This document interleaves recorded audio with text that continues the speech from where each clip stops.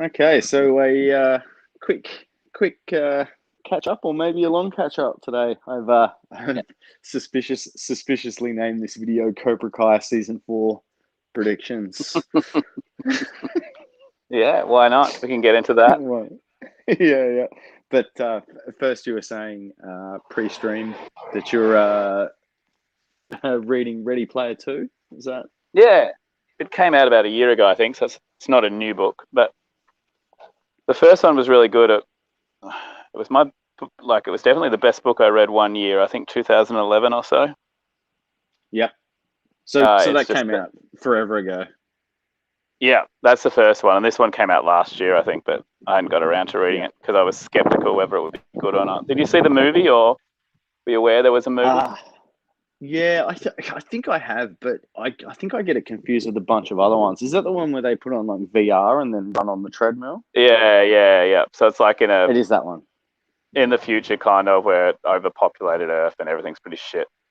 But there's this oasis place where you can log into and it's all like a whole other world. And then there's a sort of riddle that they've got to solve all about the 80s and stuff. So it's all about geek culture in the 80s, basically. Yeah. So the first one was really good. So what are your best references in there? Like, what are the best references to geek culture in the 80s? I really enjoyed. I remember at the very end there was a Voltron, which is what made me think of it. But he doesn't do much with the Voltron in the end. Maybe it's copyright or something. Although if that's the case, then I don't know how he wrote this book. A lot of 80s movies, like I think, if I remember right, Short Circuit, War Games. Yep. Flight of the Navigator might have been there, or Dungeons and Dragons. What were some other good ones? This one is, maybe I'm just not as big a nerd as I thought I was, or maybe it's just had to go a little bit more obscure. With a lot of the references I've had to Google so far. Oh, in Ready Player 2, understand. So is it still 80s pop culture stuff? So it's now set after that. Like pretty much following straight on from the first one. Yeah. So it's a hard book to write, I guess, because he's got to kind of do it again. That's why I thought it would be that good. But it's actually better than I thought. There's been a good Highlander reference so far. Nice. He kind of has to spell it out sometimes. Yeah. I had a work trivia quiz the other day, and one of the questions was what movie franchise references there can be only one, and it was it wasn't like you write it down and do it at the end. It was just whoever answered first, and it's just like there can be only, and I was like Highlander. That's something they should make good. I've never seen Highlander 2. No. Apparently, I'm gonna say I haven't either. I might have, but I think I would remember. I've seen 1 and 3, where it's like, I saw part 3 as well because it had that hot lady in it. Remember that hot lady? I do. What was her Can't name? remember her name now. You know her name. I do. You remembered it the other day, straight off the top of your head. Yeah. Deborah Unger. Yeah, awesome.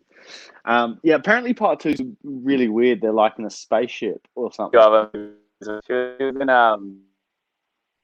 Crash. And Sean, obviously, it's Highlander world. It could happen. Yeah. But I never saw Highlander 2. I don't know. It never appealed to me, I guess. Yeah. But Highlander 1 is awesome. It is. It's just like anytime you got a French guy pretending to be Scottish and then the Scottish guy pretending to be Spanish, it's just like people are just like, that'll work. Fuck it. Put it in. Yeah. Ramirez. Yeah, that was strange. I think the first time I watched it, I just assumed Sean Connery had to have been Scottish. Yeah. Well, he didn't even bother. No, that's what I mean. To be Spanish. It wasn't until I was a bit older and watched it again and was like, "What the hell?" Yeah. But it was a great premise for a movie. Oh, it's perfect. That's one they should remake good. But I'm not sure they would. I'm not sure they would. I'm No, pretty sure it would be. It'd be a risk. Yeah, in the book Yes. that I just read, the reference was because everyone has like avatars in this world, and they're all obviously as geeky as they possibly can. Yeah. And one of the guys is called Castagear, and he's that like guy with the scimitar that he kind of hangs out with for a bit in the first movie. He gets killed. He gets his head chopped off by the mad Slav or whatever he is. Yeah. Russian. Okay. Someone from the steppes is the bad guy. Okay. Yeah, cool.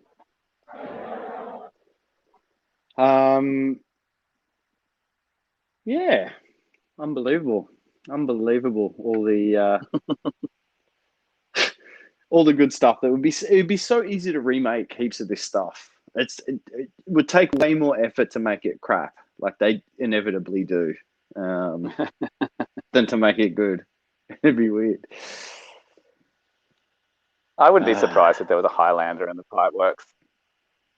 Yeah, I mean, that'd be a good TV series sort of thing as well, right? There was one.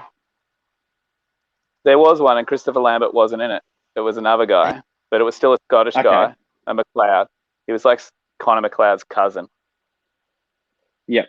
And then they had the fourth Highlander movie was called Endgame, which we watched in Warrnambool, I remember, at uni. And they were both in it. They were both in it. Yeah, they were both in it. But we hadn't seen the Highlander series. So we were a little like, what the fuck's going on? Mm-hmm.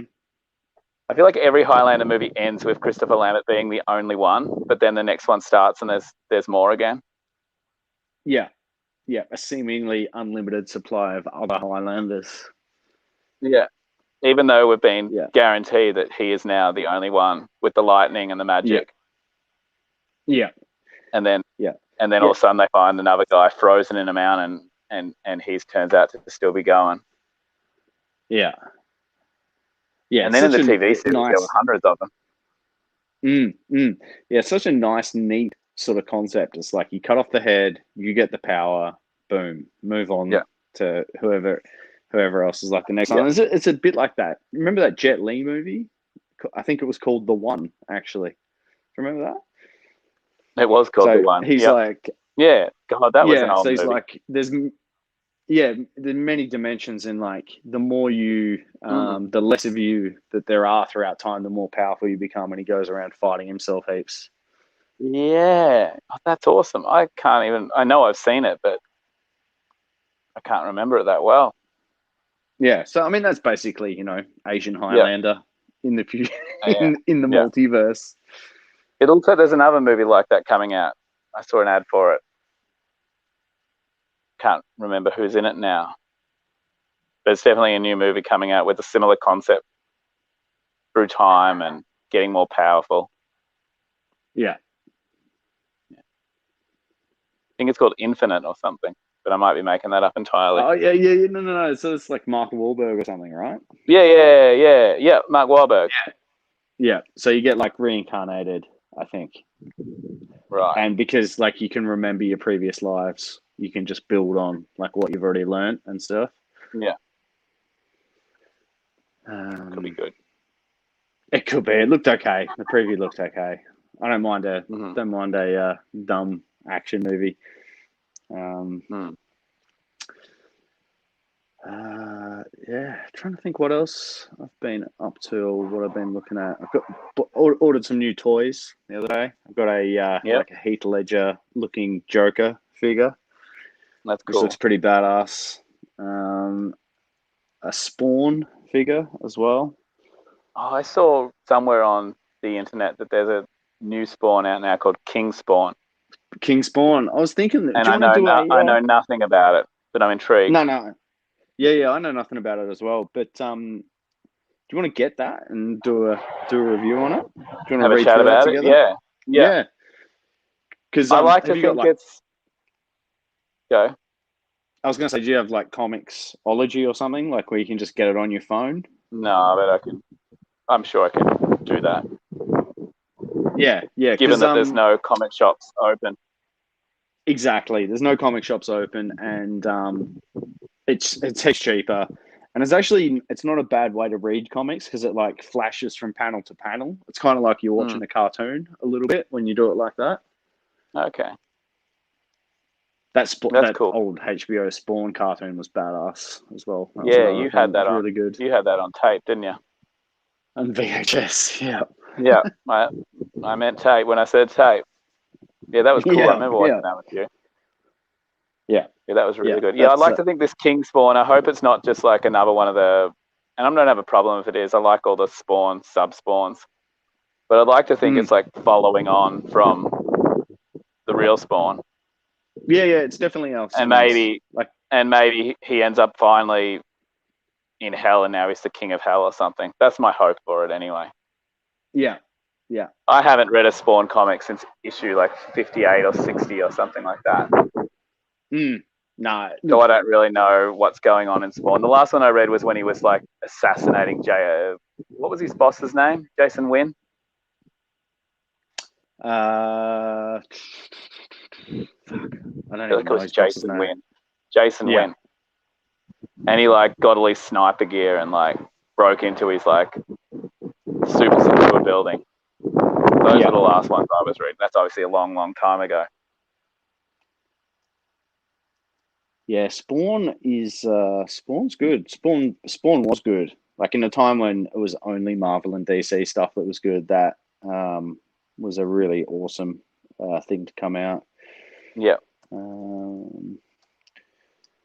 Yeah, that might be fun. Because like we don't have to go anywhere to get the comic. I think the comic itself has sold really well. Like the consistently for like the last few years, all of the top selling comics have just been manga comics. Like DC and Marvel do not sell comics anymore. Everyone hates their comics.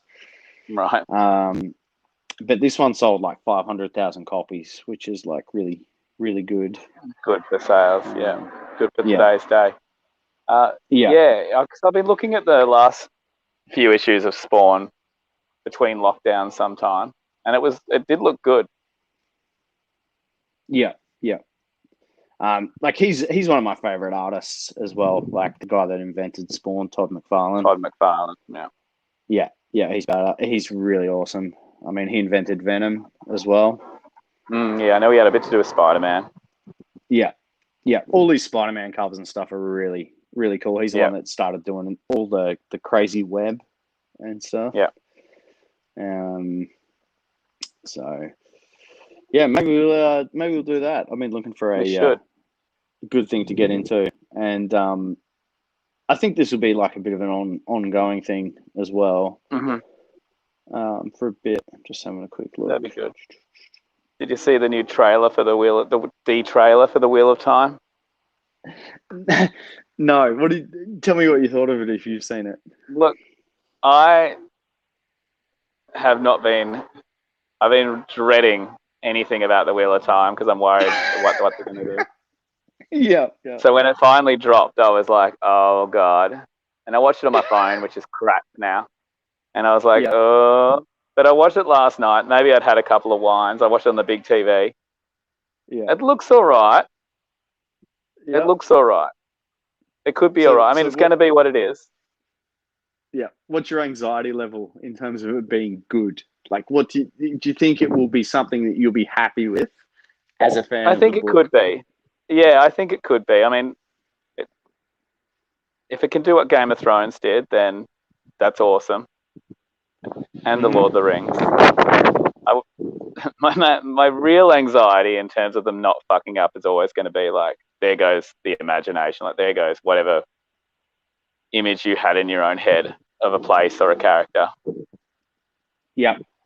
It will now, once you've watched a show like that, that's who they are. Like, Ned Stark is, what's his name? Sean Bean. Forever. Sean Bean forever, and that's what happens. And same with Lord of the Rings, which the movies are awesome, but Frodo is now Elijah Wood. Yeah. You can't erase that from your mind, and you can't claim back whatever you pictured before that. So that's what comes with the movie. But we'll see what they've gone and done. I hope it's not too young adulty. Yeah. Yeah. For me, it's always just like, I don't know, are they just going to fuck up major elements of the story for no actual good reason? Yeah. Like, it's like, okay, if it serves a purpose. So in the Watchmen movie, at the end, it's like Ozymandias summons, is it like a nuclear attack or some type of bomb that takes out New York City, right? Yeah. And in the comic book, it's a giant squid monster. Yeah. So I never read the it's like, comic, but I remember you telling me that they were different yeah, endings. but that is fine. Do you know what I mean? Like, it doesn't change the overall thing of what happens. And a bomb's just as good as a squid monster to be in there. So Yeah. like, those types of changes are fine, but if something happens, like a major character makes a completely different decision to what they would have in the book for some reason, then it's just like, okay, that's ruined. Yeah, I don't think that'll happen. I think it could be good. I think Yeah. I'm feeling a lot better about it than I was when they first sort of talked about it. Who's And making it? Is that Amazon? It's Amazon, yeah. And they're the ones making the new Lord of the Rings stuff as well next year. Yeah. And Have you seen Amazon, anything to do with that? I think they've got one little image, like one little screenshot kind of thing, whatever you want to call it.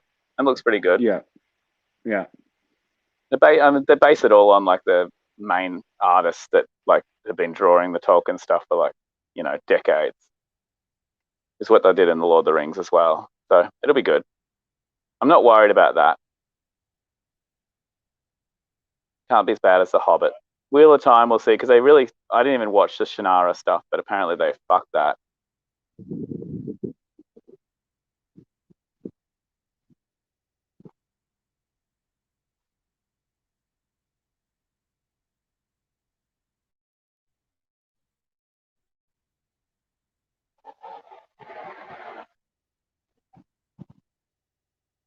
You there?